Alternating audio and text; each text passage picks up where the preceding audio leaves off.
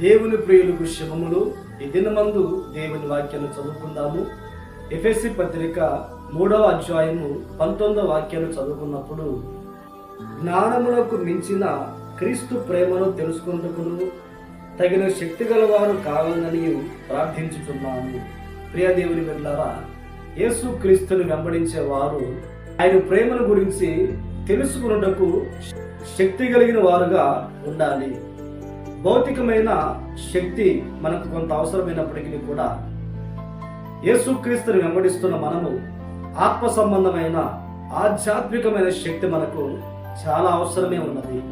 ఎందుకు అంటే ఆత్మీయ జీవితంలో మనము నడిపించబడుతూ ఉన్నప్పుడు, ఆత్మ సంబంధమైన శక్తి మనకు ఉన్నప్పుడు ఎన్నో పోరాటాల్లో మనము దేవుని వలన జయించగలుగుతాము.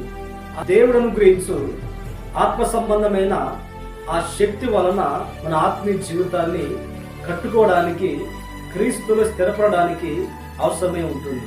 అయితే ఈ సందర్భంలో మనం చదువుకున్న వాక్యంలో మనం ఏ విషయంలో శక్తి గలవారము కావాలి అంటే, దేవుని ప్రేమను తెలుసుకునే విషయంలో మనము శక్తి గలవారముగా ఉండాలి.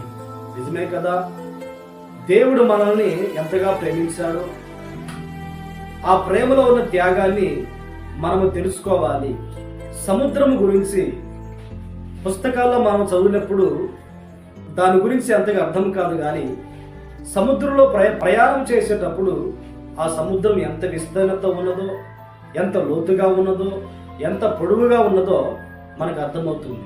అలాగే క్రీస్తుని గురించి మనము చదువుకుంటే ఆయన ప్రేమ ఎంతో అనేది మనకి అర్థం కాదు, కానీ క్రీస్తు వలె మనము బ్రతికినప్పుడు, క్రీస్తు వలె జీవించినప్పుడు ఆయన ప్రేమ ఎంత అనేది మనము గుర్తించగలుగుతాము.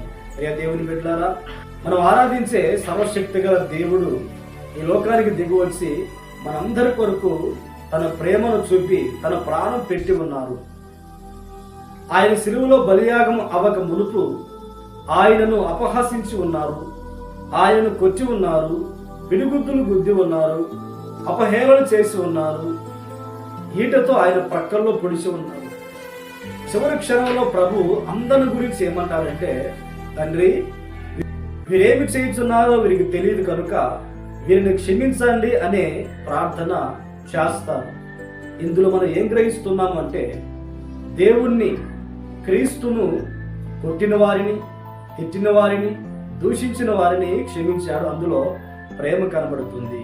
ప్రియ దేవుని బిడ్డలారా, క్రీస్తు యొక్క ప్రేమ ఎత్తు, పొడవు, లోతు, వెడల్పు మనం తెలుసుకోవాలంటే, మనల్ని కూడా ఎవరైనా దూషించినప్పుడు, హింసించినప్పుడు, గాయపరిచినప్పుడు, యేసయ్య వలె మనం ప్రేమించినప్పుడు, క్షమించినప్పుడు మనకు అప్పుడు అర్థమవుతుంది క్రీస్తు ప్రేమ ఎంత లోతైనదో, క్రీస్తు ప్రేమ ఎంత విశాలమైనదో, క్రీస్తు ప్రేమ ఎంత సహనం కలిగినదో.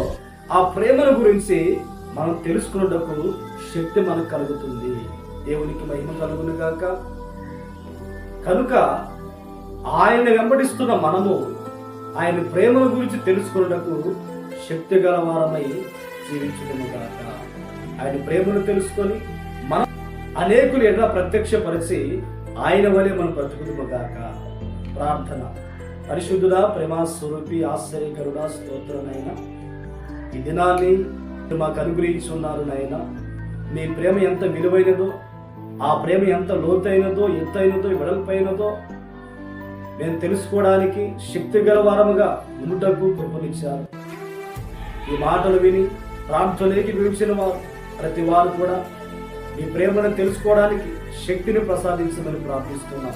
అనేకుల ఎడల మీ ప్రేమను ప్రత్యక్షపరచుటకు సహాయం అనుగ్రహించి ఈ దినమంతా మీరు మాతో ఉండి ఆశీర్వదించి మహిమను పొందమని యేసు నామములో ప్రార్థించి అడిగి వేడుకొనుచున్నాము తండ్రి. ఆమేన్, ఆమేన్. దేవుడు మిమ్మును ఆశీర్వదించును గాక.